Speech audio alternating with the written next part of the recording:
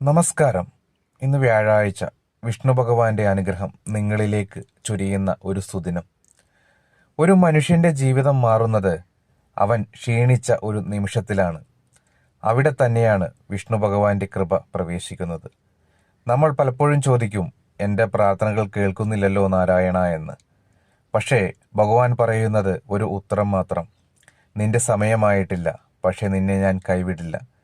നാം ഓടുന്ന വഴി തകർന്നു പോയാലും, വഴി കാണാത്ത ഇരുട്ട് വന്നാലും, ഭഗവാന്റെ സുദർശന ചക്രം നമ്മളെ ചുറ്റി സംരക്ഷിക്കുന്നതാണ്. നമ്മളത് കാണുന്നില്ല എന്ന് മാത്രം, പക്ഷേ അത് പ്രവർത്തിക്കുന്നു.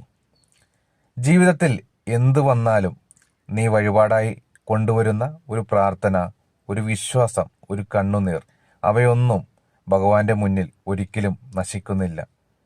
ഭഗവാൻ പുഞ്ചിരിച്ച് നോക്കുന്നവർക്കൊപ്പം പരീക്ഷകൾ വരും, പക്ഷേ അതിൽ കൂടുതൽ വിജയവും വന്നു ചേരും. നിന്നെ തളർത്തിയതെല്ലാം പുറത്തേക്കൊഴുകട്ടെ. നിന്റെ പേടി, സംശയം, വേദന എല്ലാം ഭഗവാന്റെ കാൽപാദങ്ങളിൽ സമർപ്പിക്കൂ. ഒരു കാര്യം ഓർക്കണം, നീ ഒറ്റയ്ക്കല്ല. നിന്നെ സംരക്ഷിക്കാൻ അനന്തശേഷിയുള്ള ഒരു ശക്തി നിന്നോടൊപ്പം നിൽക്കുന്നു. നാരായണൻ നിന്നെ കാത്തുരക്ഷിക്കും. ഓം നമോ നാരായണ. ഇന്നെല്ലാവർക്കും ഒരു നല്ലൊരു ശുഭദിനമായി തീരട്ടെ.